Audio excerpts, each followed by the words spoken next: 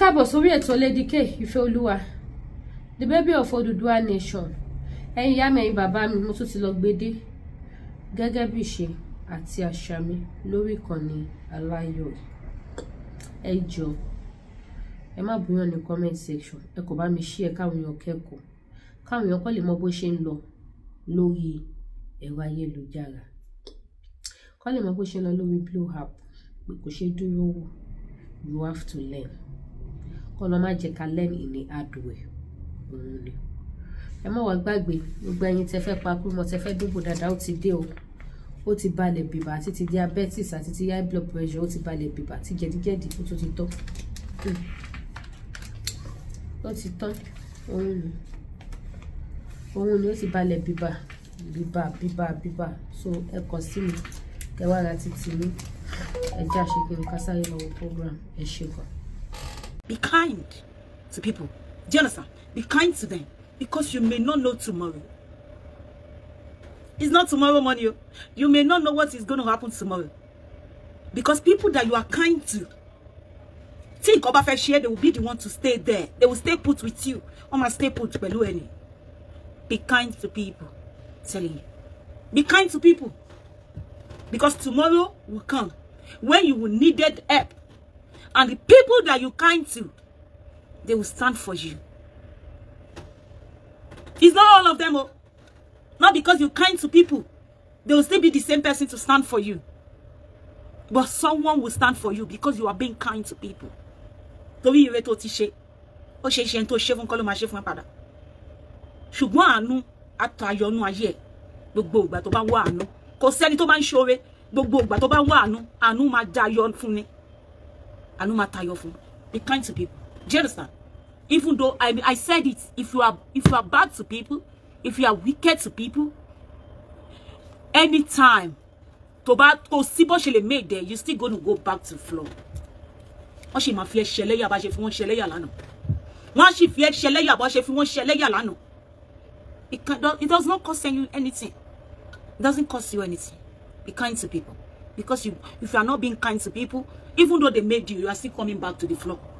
It is not a cause. It is not a cause. It's a must. Because you wish people to be falling down. It's a must for you to fall down. It is what you wish to others that come to you. That is universe. When you wish something bad to people with your mouth, it goes back to you.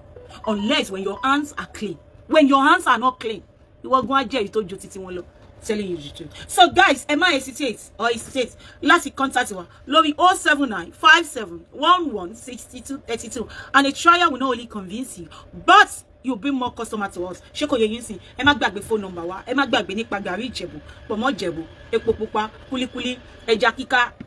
Ẹ má hesitate láti contact wa. Àní ẹ wò lóyin. Ẹ má hesitate láti pè wá. Any kind of food stuff. Tabantanta, kò sí any food stuff tó fẹ́ rice nìkan la ní. Ẹ má hesitate láti contact wa. Gbogbo food stuff tẹ́ bá fẹ́ òun ni la ní. Ẹ má hesitate láti pè wá. Alẹ́gùnsí lílọ̀, àní ìtí wọn tí lọ. Ẹ má hesitate láti contact wa. Ẹ̀gúnsí tí wọn tí lọ 1 kg ẹ̀. Ìtí wọn tí lọ 1 kg ẹ̀ ní £5. Ẹ má hesitate, you can never get it elsewhere. Ẹ má hesitate láti contact wa lórí 079 57 11 62 32. Ẹ má hesitate láti contact wa. Ẹ̀gúnsí tí wọn tí lọ £5 ní 5 kg, ní 1 kg. Ẹ má yìí tán ti lọ ní £10. Ẹ má hesitate láti contact wa lórí 079 57 11 62 32. And the trial will not only convince you, but you'll bring more customers to us. Ẹ má hesitate láti pè wá. Ẹ má gbàgbé nípa pọ̀mọ́ Ìjẹ̀bú, 15 for £10, 10 for £10. Ó ti yé yín sí. There is 15 for £10. There is 15 for £10 and there is 10 for £10. Méjèèjì la ní. Ẹ má hesitate láti contact wa. Ẹ pè wá sórí 079 57 11 62 32. And the trial will not only convince you, but you'll bring more customers to us. Don't forget about your ginger. Guys, kí ni mo gbé wá fún yín lénìí? Abatẹnijẹ́, ayé abatẹnijẹ́. Kí ló dé Lizozo? Kí ló dé tó ń ṣe bíi pé Ìyábọ̀ ṣẹ̀ṣẹ̀ update ni? Kí ló dé tó ń ṣe bíi pé Ìyábọ̀ ṣẹ̀ṣẹ̀ update ni? Wa so social media ó ní ẹnìkan ní di 15, ó ní di 17 million. Ṣé bó sọ pé billionaire ni? Ó ń ṣe billionaire mo ni. Ọ̀rẹ́ ẹ má lọ follow fún Lizozo. Tó sọ fún yín pé tó bá ṣàdúrà báyìí má bímọ ni. Ẹ má lọ follow. Ọ̀nà olè nìyẹn o. Ẹ má yín ẹ má lọ follow fún. Ṣé ti yé yín sí? Ẹ má lọ follow fún. ọ̀nà tó fẹ́ fi máa jẹun nìyẹn. Ẹ mọ̀ pé tapátẹsẹ̀ wọ́n ti tú gbogbo àṣírí ẹ̀. Tapátẹsẹ̀ wọ́n ti tú gbogbo àṣírí ẹ̀. Ṣé ìgbà tí Ìyábọ̀ dé láti ọ̀dọ̀ ọmọ ẹ̀ kó tiẹ̀ tó dé èdè tí Ìyábọ̀ máa dé òun ló gbé fídíò yẹn síta, òun ló gbé writing up yẹn síta. That was last month ní September. Kò tiẹ̀ ṣe Ìyábọ̀ sì wà ní kílówúkọ ẹ̀, ó sì wà ní kílówúkọ bíbá iná Tanzania nígbà tí Ìyábọ̀ update yẹn kò ń ṣe àná ni Ìyábọ̀ yẹn ṣe gbé update yẹn jáde lẹ́sìn. And this month bóyá last week ló ṣe sọ pé oníṣọ́ọ̀bù l'Abuja, bóyá last week ló ṣe sọ pé oníṣọ́ọ̀bù l'Abuja. Kí ló dé tó wá ń ṣe bíi pé nítorí pé Ìyábọ̀ wí pé oníṣọ́ọ̀bù l'Abuja, ṣọ́ọ̀bù òṣìwò ló ní tó ń pariwo orí burúkú èló ló ti pa nínú ṣọ́ọ̀bù.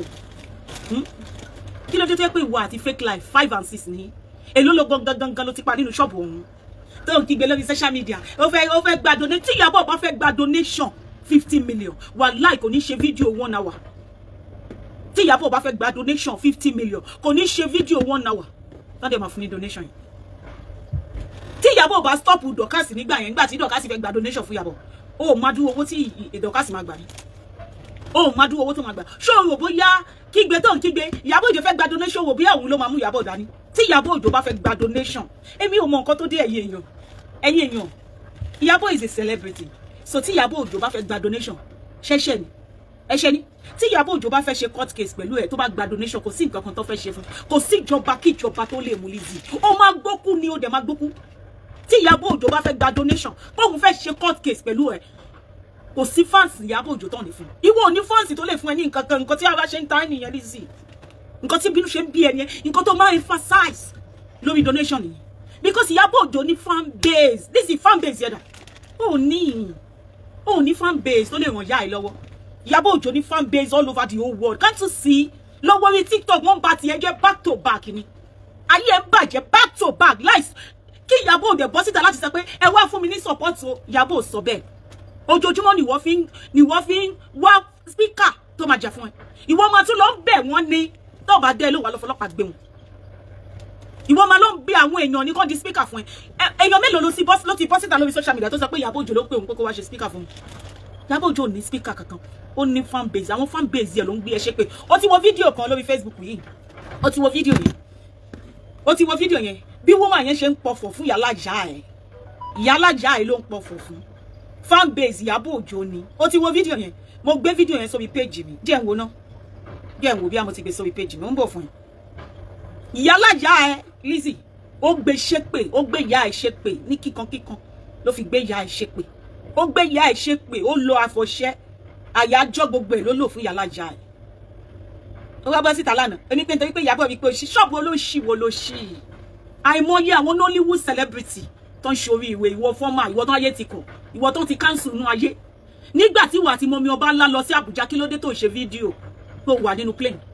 Economy tó wò kò jẹ́ kó lè ṣe fídíò. Nígbà tí Ìyábọ̀ rí ẹ nínú plane ó gbé virtue ẹ síta. Kí ló dé tó ṣe fídíò pé ó wà nínú economy. Ìwọ lè ṣìwọ́ tó yẹ pé látọdún tó ti cancel ẹ. Ó wá ṣàṣàwọ̀, ó ṣẹ̀ṣẹ̀ wọ plane Àbújá ló wọ plane lọ o. Ó wá sórí social media. Jọba wá wọ plane bí Ìyábọ̀ Òjó ṣe lọ sí Canada pẹ̀lú first class. Pẹ̀lú business class. Bá wa ṣe fídíò kó ti ẹ̀ kúrò ní Nàìjíríà, wọ́n cancel all over. Ojú abẹ́sọ, wọ́n cancel all over. Ó lè wọ plane ju Nigeria to Nigeria lọ. Nigeria to Nigeria, òun ló máa wọ plane lọ. Nigeria to Nigeria. Ó wá wọ plane nínú Nigeria sí Nigeria. Wèrè. Nígbà tí ìwọ àti Mọ́mì Ọba ńlá lọ sí Abuja lọ́dọ̀ àwọn ọlọ́pàá. Kí ló dé tó ṣe fídíò economy tó wọ̀? Kí ló dé tó ṣe fídíò economy tó wọ̀? Ọpẹ́lọpẹ́ Ìyábọ̀ tó tú ẹ fó. Ọpẹ́lọpẹ́ Ìyábọ̀ tó tú ẹ fó. Tó jẹ́ ká mọ̀ yí pé níṣẹ́ ló olúgọ nígbà tó rí Ìyábọ̀ ní olúgọ ọwọ́ ẹ kákò níṣẹ́ ló wá lúgọ. Ó dàbí eku. Ó wá ń yọjú bí eku. Olóṣì. Aláyé ó wá sórí social media. Ìyábọ̀ ń jẹ́ mọ́ọ̀nù òṣìwò. Mọ́ọ̀nù tó fẹ́ jẹ ṣe. Tó jẹ́ pé blood money ni. Mọ́ọ̀nù olómi burúkú wo ló sọ pé ó ṣí gangan tí Ìyábọ̀ máa envy ìwọ. Ìwọ olóhun ìwọ tó wálé ayé ṣe rere. Ìwọ tó jẹ́ pé gbogbo àwọn èèyàn tó wà pẹ̀lú ẹ lásán kan sí kankan nínú wọn tó ń ṣe oríire nínú ayé. Mọ́ọ̀nù wo ló ṣí ẹ ṣí? Tí Ìyábọ̀ máa gbé gbá tó máa ké. Mọ́ọ̀nù wèrè wo ló ṣí? Ìwọ tó jẹ́ pé gbogbo ayé ẹ ló lulẹ̀. Gbogbo ayé ẹ lulẹ̀ ni. Carlot olulẹ̀ kò sí nǹkan tó ń jẹ́ Carlot. Fọkọ sí mi fọkọ ya wèrè olulẹ̀. Jama àgbákò olulẹ̀. kò sí nǹkan tó polówó láyé ẹ tó padà lulẹ̀ nation ni ẹ gbogbo ayé ẹ wà nílẹ̀ lẹ́nu wà ní jújú business kan tá mọ̀ mọ́ Ìyábọ̀ ni Ìyábọ̀ ṣì ń tẹjúmọ́ òun la ṣìrí tí Ìyábọ̀ ń ṣe gbogbo ohun tó ń dáwọ́lé kò yọrí sí rere fún ẹ Lizzy gbogbo nǹkan tó ń dáwọ́lé kò yọrí sí rere yóò sọ pé nítorí pé Ìyábọ̀ rí ẹ pé o ṣí ṣọ́ọ̀bù o ṣí mọ́ òṣì olórí burúkú mọ́ tó sẹ́ni kankan tó ń wọbẹ̀ mọ́ tẹ́ ń fojoojúmọ́ pààyàn sí mọ́ olórí burúkú olóṣì mọ́ ọ̀tá pátẹsẹ̀ ìwọ lófo ìwọ lóòrùn mọ́ tó ń táwọn èèyàn tó wà pẹ̀lú ọmọ máa lo max ni pẹ̀lú àwọn iṣó ńláńlá tó máa jábọ́ nídìí ẹ̀ àwọn iṣó ńláńlá tó máa jábọ́ nídìí ẹ̀ wá wo bí gẹ̀ẹ́yẹn ṣe fún ẹ lépè ó fún ẹ lépè ni gẹ̀ẹ́yẹn fún ẹ ní bàbá èpè gidi tí ò lè kúrò lórí ẹ mú ó fún ẹ lépè ni wo gẹ̀ẹ́yẹn lé. tẹ́ bá pe àwọn ìyá wọn ò ní jẹ yín ṣọgbọn tẹ́ bá rúbọ ayé ló ń gẹjọ rú wọn ò ní gbà lọ́wọ́ yín tẹ́ bá já ewé ò ní jẹ fún yín tẹ́ bá já egbò àwọn eléyìí Ìyábọ̀ ògùn wọn ń ṣe ó mọ nǹkan tó ń pè ní fan base Ìyábọ̀ ní fan base ó ní fan base náà lára àwọn fan base Ìyábọ̀ tó lórúkọ Ìyábọ̀ lásán 2.7 million ni ta ló lè lórúkọ Lizzy wá ti gbé péjì yẹn wálé inú àti máa bí ẹ inú àti máa bí ẹ ẹnikẹ́ni tó bá tẹ̀lé ẹ tó bá fi lè ti ní kí lórúkọ ẹ monetization lásán inú máa bí ẹ gbogbo ọ̀nà bó ṣe máa flag ẹ ló máa wá bó ṣe máa flag ẹ nìyẹn ló máa wá ó ní rántí pé ó ti fi ìgbà kan jà fún ẹ rí ìwọ ló ṣì aláyé bàjọ́ ó fẹ́ fi ìwọ tó yẹ pé gọ́tà ni ìwọ tó wà lẹ̀lẹ̀ ó fẹ́ fi ewé Ìyábọ̀ tó wà lókè ìwọ tó yẹ pé ọmọ lẹ̀lẹ̀ ni ìwọ tó yẹ pé ilẹ̀lẹ̀ ló máa kú sí kò ní bá mi dá fún ìyá ẹ̀ Lizzy. láàbò ògiri òkú ní oríta á fọ́ yín nítorí pé kí ni wọ́n ní kẹ́ má bá wọn tẹ̀ ẹ́ tó ayé definitely tó di dandan ni ẹ̀ rí ìjà ayé wọ́n ní kẹ́ má bù ẹni ẹ má bù nínú ẹ̀kọ́ ayé ó fún ọ lépè back to back ni máa bẹ̀rẹ̀ iṣẹ́ ẹ̀ padà kó lè rí lójú kó lè rí lórí péjì mi dáadáa ó fún ẹ ní èpè gidi àyájọ́ burúkú ló fún ẹ fan base wo ló ní tó lè gbójú wọn jáde báyìí àfa àwọn ọmọ ebe nà àwọn ọmọ tẹ́bi ń pa àwọn ọmọ never shop àwọn ọmọ oníṣòro tó tẹ̀lé ẹlẹ́yìn àwọn ọmọ never shop àwọn ọmọ tí ò ṣoríire nínú ayé tó ń tẹ̀lé ẹlẹ́yìn fún fan base ẹ̀hún wa àwọn ọmọ giveaway tó ń tẹ̀lé ẹ kiri jọ fi fan base ẹ̀hún wa tó lè gbójú wọn jáde báyìí tó lè ta tán máwọn ta tán tó lè ṣe báyìí fún ẹ ò ní fan base náà shut up kó ṣì lọ ìwọ ló fo wọlá kìsà ṣọ́bù òṣìwọ́ lóní nǹkan tí Ìyábọ̀ ní láyé ẹ̀ Lizzy wàá máa bí Ọlọ́run kọ́ lọ́n ṣe owó ẹ̀ fún ẹ torí gbogbo nǹkan ló lulẹ̀ fún ẹ Lizzy ò ní nǹkan kan ò ní anything ariwo lásán ló máa ń pa lójoojúmọ́ tí Ìyábọ̀ Òjó bá ń pariwo bí wọ́n ṣe máa ń pariwo yẹn ṣé kò yẹ ń sìn tí Ìyábọ̀ bá ń fi ojoojúmọ́ pariwo wọ́n ṣe máa listen sí Ìyábọ̀ Òjó because authentic òun máa fún wọn lẹ́fídẹ́ǹsì ààrẹ evidence gbogbo ariwo tó máa ń pa lójoojúmọ́ evidence gbogbo ariwo tó máa ń pa lójoojúmọ́ ó parọ́ fún wa náà ni bẹ́ẹ̀ náà ni ó gbé fake passport in Florida kan síta ó ní pé ká wá wo lẹ́yìn tó ti lọ ṣe ní Èkó Ìdúmọ̀tà ó ti lọ ṣe ní how are you ó ti lọ ṣe lọ́dọ̀ àwọn boys lẹ́kọ̀ọ́ ó ti lọ ṣe fake kí ló dé ìgbà tí wọ́n ń béèrè passport lọ́wọ́ ẹ ní ìgbà tí Priscilla bímọ ní September tí ọmọ yẹn dẹ̀ gba passport ẹ̀ ní October yìí kí ló dé ìgbà tán gbẹ̀ ẹ̀ lọ́wọ́ ẹ kí ló dé tó ṣe gbé passport yẹn síta lẹ́ǹkan náà kí ló dé tó lè gbé jáde tó yẹ tó ṣẹ̀ṣẹ̀ wá lọ ṣe lẹ́kọ̀ọ́ ó ṣẹ̀ṣẹ̀ wá lọ ṣe lẹ́kọ̀ọ́ ó ṣẹ̀ṣẹ̀ lọ gbé fake jáde kí ló dé tó lè gbé jáde lẹ́sẹ̀kẹsẹ̀ kí ló dé tó wọlé kó mú jáde lẹ́sẹ̀kẹsẹ̀ ó lè mú jáde torí pé wà tí wọ́n 5 and 6 wà tí wọ́n 5 and 6 tí wọ́n bá bíwú ọmọ Priscilla yẹn ó ní ṣépè fún un because ó ní wù Priscilla lọ́mọ náà ó dẹ̀ lè bíwú ẹ̀ lọ́mọ tó máa fi kúrò láyé I'm telling you jọba wa gbé nǹkan tí Rótìmí ṣe nínú ayé Rótìmí ọmọ ẹ̀ tó wà ní Amẹ́ríkà bá wa gbé nǹkan tó ti dá ṣe lé ní ayé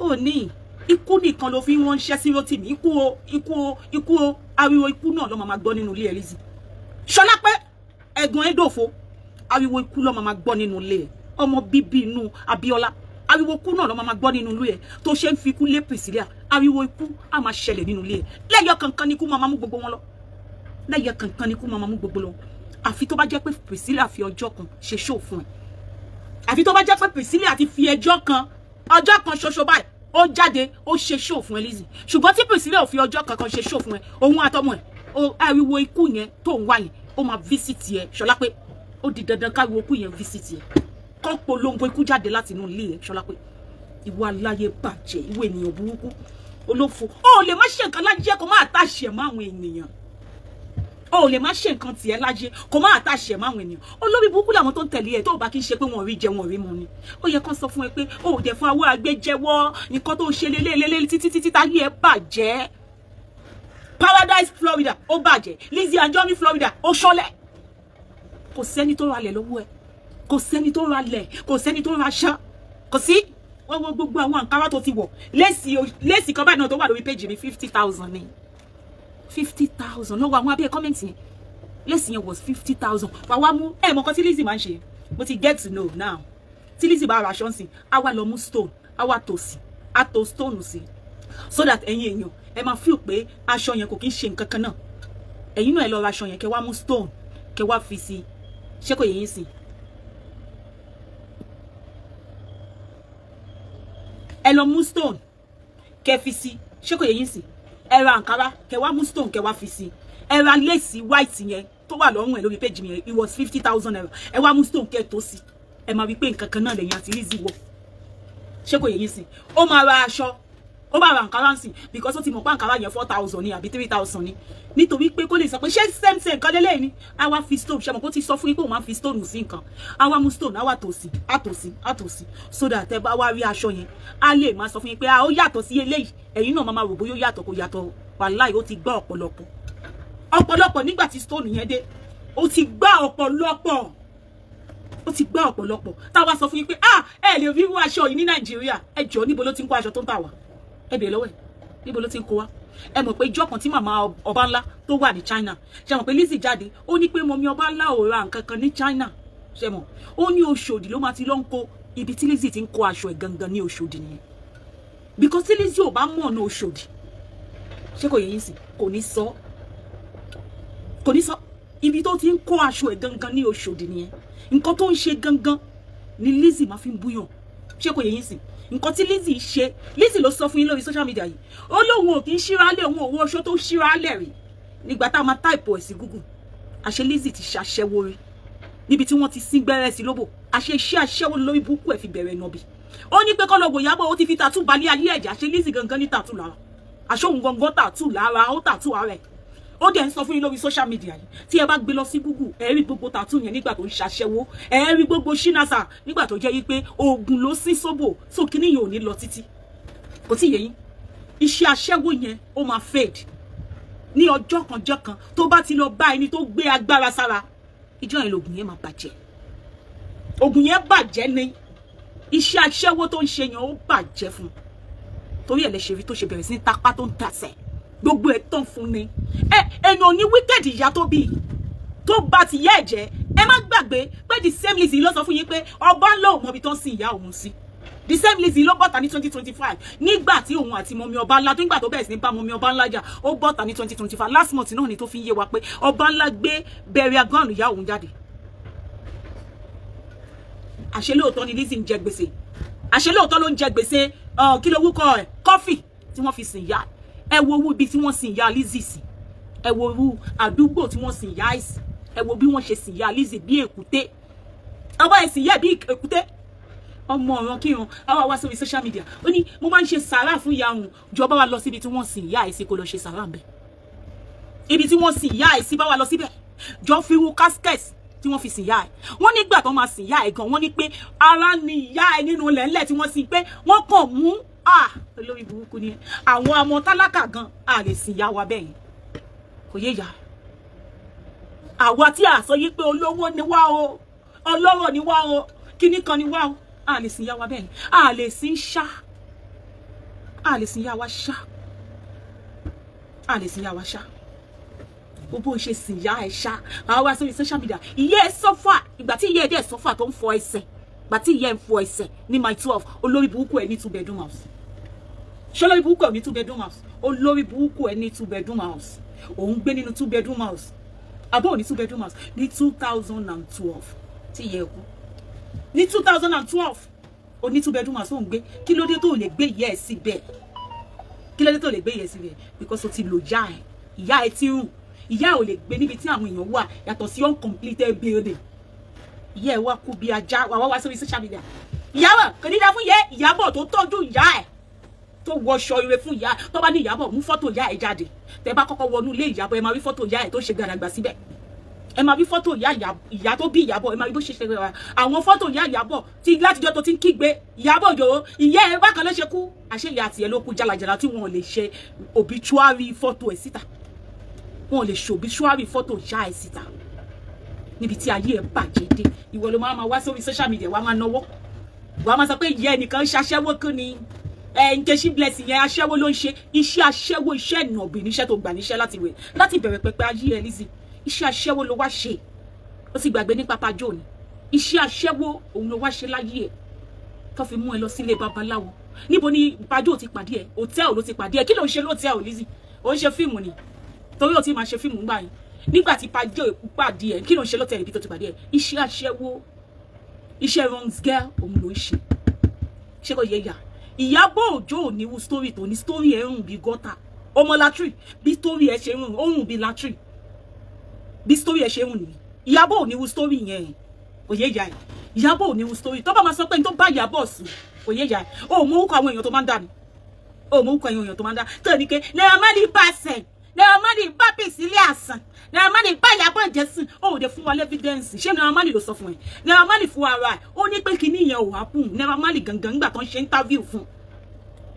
nígbà tí wọ́n ṣe interview fún Naira Marley ó jẹ́ kí gbogbo ayé mọ̀ pé kò sí nǹkan tó jọ bẹ́ẹ̀ láàrin òun àti Ìyábọ̀ Òjó kò sí nǹkan tó jọ bẹ́ẹ̀ láàrin òun àti Ìyábọ̀ Òjó Lizzy ẹnu títí ẹ ìjọ tó bá dé máa fún wọn evidence báyìí ṣé ọmọ yìí kò sọ pé tí Ìyábọ̀ Òjó bá dé ó láwọn evidence kan tó máa gbé jáde àti àwọn evidence kankan pé òun dúró de Ìyábọ̀ ni because ó feel pé tí Ìyábọ̀ bá dé very dark man ló ń dúró de torí òun dúró de very dark man ó feel pé tí Ìyábọ̀ Òjó bá dé ó ní àwọn nǹkan tó máa fi lẹ́yìn ẹ̀ torí tí very dark man bá ń ṣe show olórí burúkú ẹ̀ á máa gbé show á máa ṣe analysis lé lórí tí very dark man bá ń ṣe show tó mú evidence jáde wàá máa mú àwọn evidence irọ́ síta olórí burúkú ó lò ṣe èèyàn wọn ò mọ̀ pé olórí burúkú ẹ̀dá ni ẹ̀ olórí burúkú kí lórúkọ Sàkémàjẹ olórí burúkú tí ìyá àti bàbá wọn lọ sí Canada kí lórúkọ ẹ̀ náà Kẹ́mi Ajímọ̀ǹtì tí ìyá àti bàbá wọn lọ sí Cameroon tó lọ sí Canada pé kó lọ sí school tó lórí burúkú ẹ̀ ṣe doctor tó ò fi practice láyé ẹ̀ ẹni ègbé ẹni àdánù Kẹ́mi tó jẹ́ pé ẹni ègbé ẹni àdánù another day for the story fún Kẹ́mi ẹni tó jẹ́ pé ẹni ègbé ẹni àdánù ni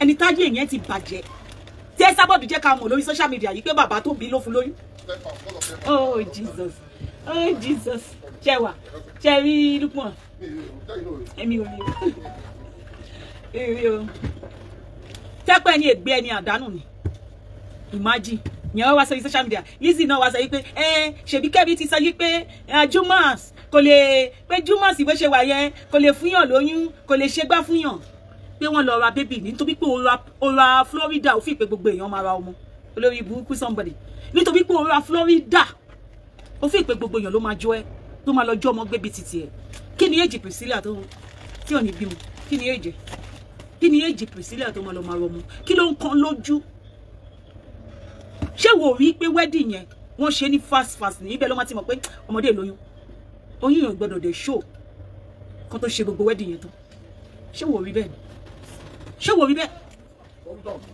orí ẹ̀ ti dàrú torí ò bá dàrú ò ní máa san nonsense torí ẹ̀ ló ṣe dá nílé ayé yìí ká má máa kánjú lówó Lizzy kánjú láti lówó ni torí ẹ̀ ló ṣe ní ọmọ kankan láyé torí pé tí Lizzy bá bí wo Priscilla yẹn lọ́mọ tó ò dẹ̀ lè bí tó máa fi kú next ayé Lizzy gangan lè bí Priscilla lọ tó bá ní ọmọ lálùbáríkà bíi ti Priscilla kò ní wá sórí social media tó máa ké ẹ rí pé Priscilla dé màmá ẹ ó kó ẹrú ó kó àwọn èèyàn ńláńlá kó wá ṣe welcome fún Priscilla ó ń dùn Lizzy ó jẹ́ kí Lizzy sùn ó fò síta lóru láti máa sùn kán pé kí tó bá dé nǹkan ṣe yẹ kán pé gbogbo nǹkan bẹ́ẹ̀ yẹn kí ló kan ìyá láyà ẹ̀ ṣówó ẹ lọ́jà ni ṣówó ẹ lọ́jà ṣé wọ́n gba donation láti ṣe welcome fún Priscilla tó fi wá jẹ́ èdèkì sí ìyá láyà ẹ̀ Lizozo ọmọ olè dùmọ́ta tó fi wá jẹ́ èdèkì sí ìyá láyà bàbá ẹ̀ ó bèrè lọ́wọ́ ẹ̀ ni ṣé owó ẹ̀ ni Ìyábọ̀ ti yáwó láti ṣe welcome fún ọmọ ẹ̀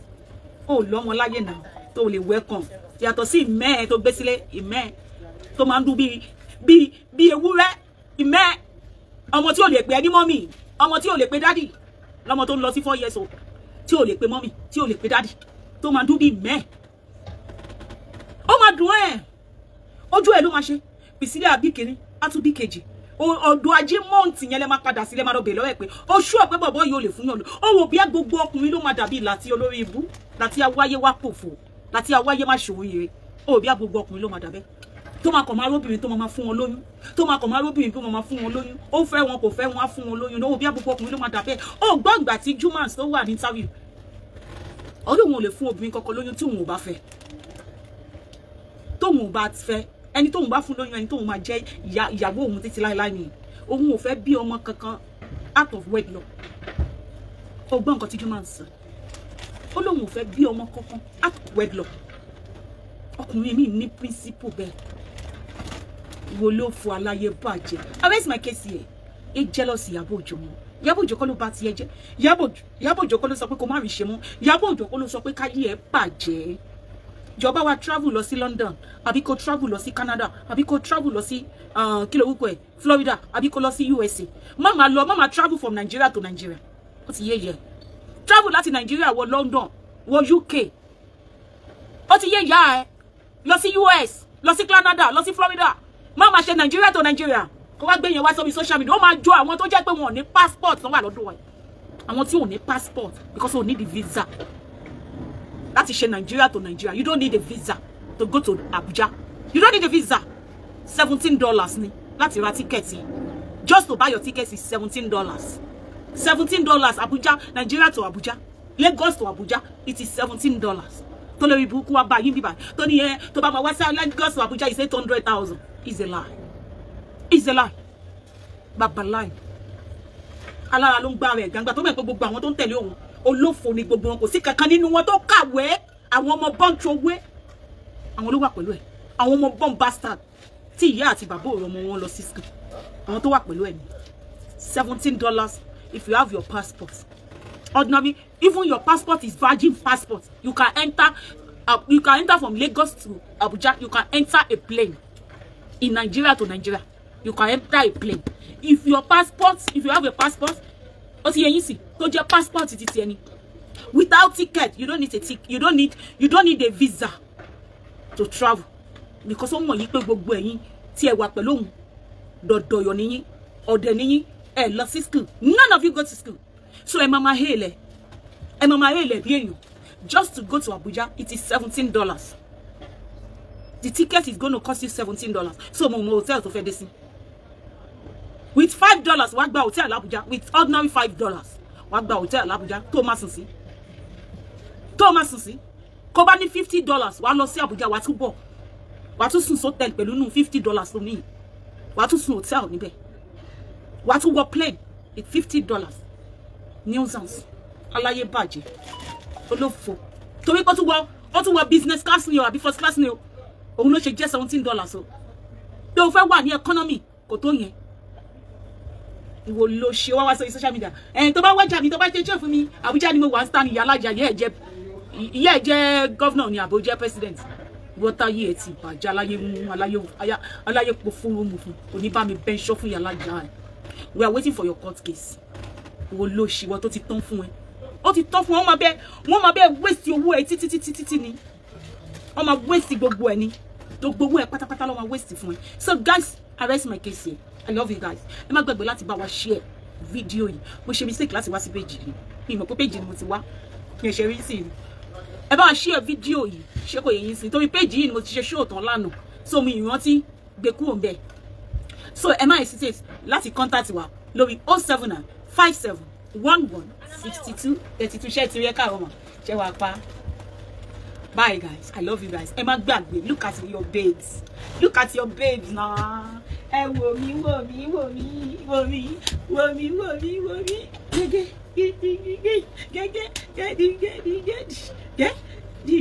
Guys, can you see me please? Share with me, Can you see me? Can you see me? Ẹ wò mí re. Ṣé ti pé kò sí galloping. Nothing I'm dodging now. Ṣé kò yé yín sí. Ẹ wò mí dáadáa. I'm a well summer winter yìí ni pẹ̀lú short jacket. Ginger is working, guys. Ginger is working. Ṣé kò yé yín sí. Ginger ń ṣiṣẹ́ gan. So mi fi yín sílẹ̀. Let me rap. Fọlá ni problem o. I'm telling you guys. Fọlá ni problem Emma is to say, please don't forget to join us. Don't polówó yẹ o. Wọ́n ti yẹ yín sí. Ẹ má dá wọn lóhùn o. So ẹ má hesitate láti contact wa, ẹ pè wá sórí 07957116232. You need to see me live. You need to see me live. People that come here, they will testify to you guys. People that come, me need time. But me need time. Láti lọ ṣe my bra nítorí bíbá. So bá ti, let me tell you one thing. So bá ti ṣe dieting, do you understand? Ẹgbẹ́ tó tóbi gan tẹ́lẹ̀, àwọn ẹgbẹ́ máa kéré. Ẹgbẹ́ bíbá, ibi bra kíní ẹ̀, ó máa kéré. Ó sì yẹ, ṣé o mọ̀ pé bíbá la máa fi ra bra. Ẹgbẹ́ bíbá ló máa ń wọ̀n. This is the measurement tó máa ń wọ̀n. Tó bá fẹ́ ra bra, ó máa wọ̀n bíbá fún ẹ láti lè lọ rà. Ó ti yẹ ń sìn. So ẹgbẹ́ bíbá yìí ó máa ti kéré. Ó ti yẹ yín sìn. Èmi ò dẹ̀ fa bra. Tí bá ṣe rà lọ́jà ni màá ṣe ń wọ̀. Mi ò like máa fà. Mi like kí bra mi máa fà. Ó ti yẹ yín sìn. Nítorí ẹ ti bá ra bra ní wọn, ẹ máa rí pé mo ń tún ṣe lẹ́ẹ̀mẹ́wàá, mo ń tún ṣe lẹ́ẹ̀ because I didn't me drag it. Mo like my drag it. Mo man like my, and this one is too free. Too much free. Ó ti yẹ yín sìn. Tí o bá jump sí bíbá ìsì ọyọ lè lọ fò sí àdé. Ó ti yẹ yín sìn. It's too free, which I don't really like. Me still need time. Tí bá ti need time because Sunday mo máa fi sùn ni. Mo máa fi Sunday sùn ni. So tí bá ti need time, màá lọ ibi tán ti ń ta bra, màá lọ ṣe. Màá lọ waste of my bra. That's the next thing tí mo fẹ́ ṣe sí. So guys, mo ṣe ń ṣe lọ but not like tí ma ṣe mu ginger bí tẹ́lẹ̀tẹ́lẹ̀ mọ́ ti yẹ yín sìn. Bóyá mo mu ginger láàárọ̀ nsìn, ma skip alẹ́. Tí bá skip morning, mi ní skip alẹ́. Tí bá skip àárọ̀, mi ní skip alẹ́. Tẹ́lẹ̀tẹ́lẹ̀ mi ò ń jẹ breakfast. Now mo máa ń jẹ breakfast. Mo máa ń jẹ breakfast nísìn. It's just a bóyá mo ti bí a cereal ni o, bóyá 3 spoon o ti jẹ nǹkan kan kí nǹkan ṣá jẹ nǹkan kan ni. Ó ṣe pé kí n skip. Ó ti yẹ yín sìn. Bí on ṣe máa ń tóbi nìyẹn. Tó bá skip breakfast ẹ, bóyá kò kàn ṣáà fi nǹkan kan sẹ́nu torí pé ó fẹ́ bọ́ síta. Ó ti yẹ ẹ́ sìn. So tó bá di lunch, tó bá jẹ lunch, o lè jẹ fruit àbí o lè wá vegetable soup kan kò jẹ pẹ̀lú small tiny ẹ̀bà, pẹ̀lú small tiny àmàlà. Bóyá o ti bu bí òkèlè bí mẹ́rin. Kò ń ṣe òkèlè lálá o, just tiny torí fork ma fi ń jẹ àmàlà mi. Fork ma fi ń jẹ mi kí n fọwọ́ jẹ because baby jẹ nìkan tó yẹ pé kò kí n fọwọ́ jẹun. Mo feel pé nítorí pé a ṣẹ̀ṣẹ̀ bẹ̀rẹ̀. Mo feel mo wí pé ilé yóò máa fọwọ́ jẹun náà so many months, so many going to 1 year àti lọ sí 2 years nísìn. So wọ́n fi ọwọ́ jẹun nílé wọn. They are not the type tó máa ń fọwọ́ jẹ àmàlà, fọwọ́ jẹ ẹ̀bà, fọwọ́ jẹ iyán. So mo wá ti wá use mo ń ṣe mí náà ti ń fi because bá wà lórí table pẹ̀lú ẹ̀ kò ní gbà fún mi kí n fọwọ́ jẹ. Á máa wò bí pé mi òun like ẹ̀. So mo ti wá jẹun tó ń fi cutleries jẹ àmàlà, ìjẹ iyán. Ó ti wá master mi tó yẹ pé tèmi náà bá fẹ́ jẹ àmàlà bí iyán. Tó ti bá fẹ́ fọwọ́ jẹ ń sì kíní yẹn máa rí mi lára pé ọwọ́ mi máa dọ̀tí nǹkan bẹ́ẹ̀. So ó ti mọ́ mi lára ń sìn. Ó ti wá mọ́ mi náà lára, mi náà ti wá use mọ́. Tó bá máa fi bu bí bóyá bí fork bí mẹ́rin, you're gonna be full. And that is fine. Because oúnjẹ kọ́ ló máa sọ fún ẹ yí pé kò wà láyé. Oúnjẹ ò mean pé wà láyé. Do you get it now? Just tó bá fẹ́ jẹ dinner lálẹ́, ó ti yẹ ń sìn. Anything tẹ́ bá ṣe, ó ti yẹ wà okay. Tẹ́lẹ̀ tó yẹ pé tí bá fẹ́ dín ẹyin nítorí gbogbo family mo lè ṣe bí 10, 12. It's not like that anymore. No. Ẹni tó bá fẹ́ sí, ó lè lọ sí kitchen. Ẹyin ẹyọ kan, ó ti tó mi láti fi jẹ 2 slices of yam. Slice ni o, kò ń ṣe tagé ńláńlá. No. Ó ti yẹ ń sìn. Kò ń ṣe pé tagé ńláńlá. Mo kàn fẹ́ jẹun ni. Kò ń ṣe oúnjẹ rẹpẹtẹ. Happiness yẹn gan nígbà míì gan kò ní jẹ́ kó jẹun. But nítorí pé ó ń ṣe dieting yẹn, ó ti yẹ ń sìn. Ó dẹ̀ fẹ́ kí tummy mi sìn, ó ti master oúnjẹ títí. Oúnjẹ tẹ́. Tí bá gbé oúnjẹ síwájú mi sí, baby gan máa kígbe, ó jẹ́ tán màá ní mi ò fẹ́ mọ́, mo ti fill up. Mo ti fill up. Tummy mi, níbi tí mo ṣe kíní mi dé sìn, tummy mi ti master oúnjẹ díẹ̀. Oúnjẹ díẹ̀ nígbà tí mo ṣe bẹ̀rẹ̀ yẹn, kò ń ṣe pé kò wù mí láti jẹ, but mo ń ṣe, ìmọ̀ English mi, mo ń kọ́ ara mi bí o ṣe máa jẹ oúnjẹ díẹ̀. So tẹ́mi ṣe ń sọ fún yín nísìnyí pé mo lè jẹ àmàlà láàárọ̀, mo lè jẹ lọ́sàn, mo lè jẹ lálẹ́, mi ìdẹ̀ nítorí. Ó ti yẹ yín sí. Ó ti bá máa fi fọ́ọ̀kì mẹ́rin, mo máa dìde kúrò ní orí table. Mi ní padà síbẹ̀ mọ́. Tó bá jẹ́ vegetable yẹn máa pọ̀ ju àmàlà yẹn lọ. Mo máa dìde kúrò lórí table. Mo máa kúrò ńbẹ̀. Mo ti fóúnjẹ yẹn lẹ́nu. Máa gbá bọ́ mi, máa lọ gbé sí kitchen.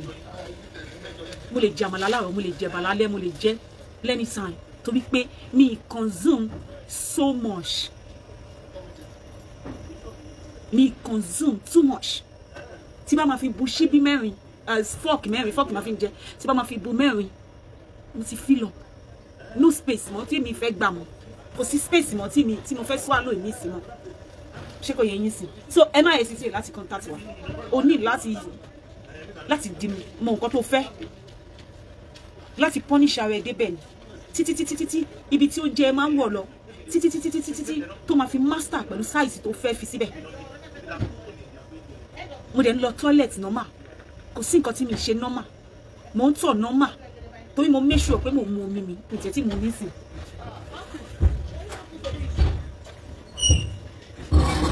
Mo make sure pé omi mi méjì ni máa mú kó lé. Mo make sure unless tí àwẹ̀ bá wà fún mi. But now kò tí sí àwẹ̀. Méjì èlé máa mú kó lé. Mo ti mú ẹyọ kan tí n tó kó lé. Máa mú méjì, máa mú kó lé.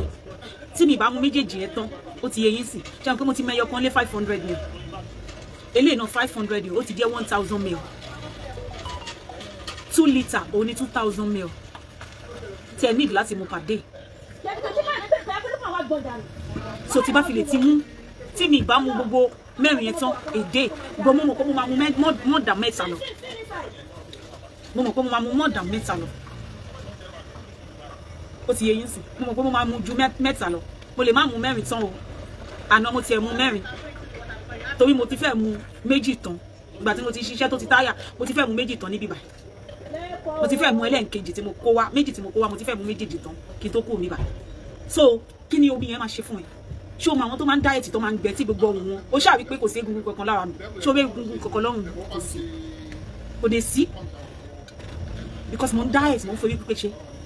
Tí mi bá gbàwẹ̀, mo mú skip breakfast mi. Mo skip breakfast mi. Mo mú ìṣẹ̀kù tí wá ṣe jẹ beef, tí bá fẹ́ jẹun, ó ti yẹ ń sìn. Mo mú ìṣẹ̀kù mi jẹ́ ju ẹyọ kan lọ. Mo make sure pé ẹja nínú 1 month, ẹja yẹn jẹ́ for 3 weeks, ẹja straight, 3 weeks fish straight, any type of fish. Ẹja straight la máa fi ṣe bẹ̀ for 3 good weeks. 1 week tó kù nínú 1 week a máa ṣe ẹran. And tá bá dé ti débi tí ẹran wà, ẹyọ kan ni. Ẹyọ kan ló wà nínú ọbẹ̀ mi, ẹyọ kan. Ẹyọ kan. O sì rí dẹ́ yẹn sí. O ní diet kó sọ pé o fẹ́ skip breakfast. Báwo ló ṣe fẹ́ gauge inú ẹ̀? Báwo ló ṣe fẹ́ fún inú yẹn ní gauge bó ṣe ń ṣe dieting yìí? Wàá máa look sick. Kò dẹ̀ yẹ kó look sick. O ti rí ń sìn. Sẹ́ni tó máa bí mi tó máa sọ pé òun diet, wọ́n kàn máa rí pé ànímọ́ ìwà inú ẹ̀ máa ti wálẹ̀ gan. Inú ẹ̀ máa ti lọ sókè, ó máa ti wálẹ̀ gan. Because mo make sure pé mi look sick. Mo skip breakfast ni. Mo skip lunch. Mo dẹ̀ skip dinner. Torí pé mo diet. O ti rí bẹ́ẹ̀. Tó bá jẹ́ pé rice mo fẹ́ jẹ, rice ṣíbí mẹ́ta ti wà okay. Kótà ẹja ó máa gauge ikùn ẹ bẹ́ẹ̀ ni. Tó bá diet, ó gbọ́dọ̀ máa gauge. But tó ṣìkù, ṣé mo gbẹ́ja wá síbí bàbá yìí? Oh no. Ìgbẹ́ja wá ẹja wà ló store náà. Òun ni edé lélẹ̀, edé ńláńlá, òun lélẹ̀, edé wẹ́wẹ́wẹ́ wà but elé ńláńlá, òun lélẹ̀, edé ńláńlá lélẹ̀.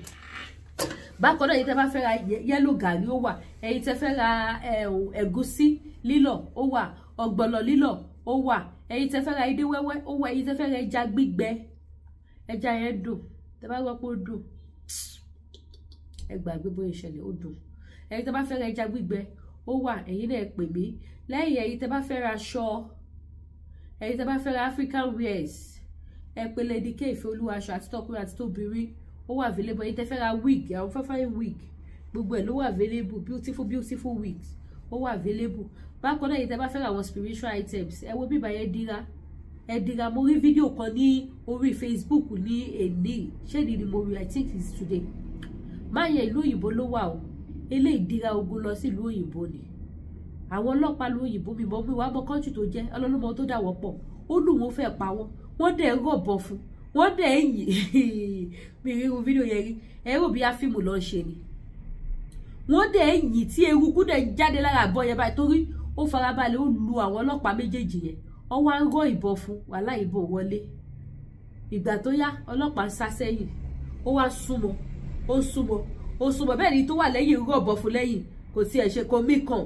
Bẹ́ẹ̀ ló súnmọ́ yẹn tó ó súnmọ́ yẹn títí bí ẹ ṣe ń fẹ̀yìn reverse lọ ìyẹn ṣubú ó kó ẹ̀ṣẹ̀ fún mọ́lẹ̀ bẹ́ẹ̀ ó ṣẹ̀ṣẹ̀ wá fèsì tó tún rọ̀bọ̀ fún lẹ́yìn mi ìrírí àfi bíi pé mo wo fíìmù ẹ dira ẹ̀yin náà ẹ dira kí ọfà òkùnkùn kó má báyìí àwọn ọfà àìfojúrí kó má báyìí ẹ lo iṣẹ́ ẹ dira yín ẹ sọ́ra yín dọkùnrin ẹ sọ́ra yín di àpáta pààrà tí ò ṣe mú fóṣù àti àjẹ́ ẹ sọ́ra yín di àpáta tó gbásìkì tó mú yes so gbẹ̀yìn tẹ́ bá ní the spiritual items ẹ pé Lady K Ifeoluwa show the baby of Oduduwa audition any kind of spiritual products tẹ́ bá fẹ́ any iṣẹ́ àjò tẹ́ bá fẹ́ ó wà available bẹ́ẹ̀ ni tẹ́lẹ̀ bá ní testimony ayọ̀ tẹ́ bá rí agbára Ọlọ́run tó bá dẹ̀ jẹ́ títà lákàlà ni ẹ̀yin tẹ́ bá máa ń là lákàlà abẹ́ máa forí kó owó aláǹtakò àbáwọn kan burúkú lẹ́yìn kan máa come across àwọn kan tẹ́ lè lò láti fi stop ẹ̀ ó wà available bákan náà gbogbo ẹ̀yin tẹ́ bá fẹ́ ra oyè original ó wà ẹ̀yin tẹ́ bá fẹ́ ra lọ́fídà lọ́lọ́kọ̀ òjọ̀kan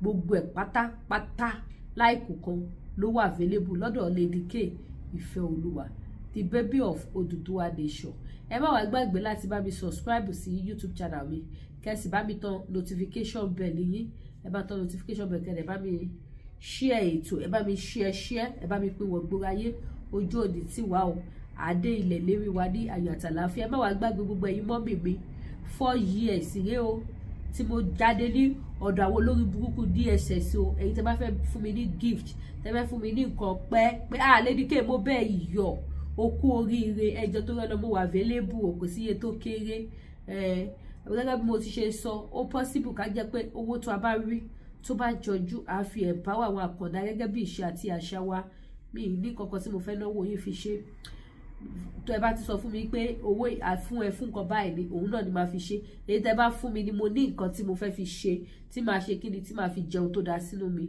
ebi ò dẹ̀ nípa ẹ̀yìn náà so èmi ò ná oògùn olóògùn mọ́ ti tèmi so bó ṣe jẹ́ nìyẹn ṣé gan ni mo dúpẹ́ Oduduwa nation no going back bákan náà product ilé Shell TN Natural Bar ẹ pa kurumọkẹdó dáadáa dídólóbò gbogbo ẹ̀yin ní 1 minute ẹ sì jẹ́ kí lọ mú wá ẹ máa wo bí mo ṣe dìgbà àpò ìlúbọ o òtútù ni o ẹ jẹ́ lọ mú wá kẹrin.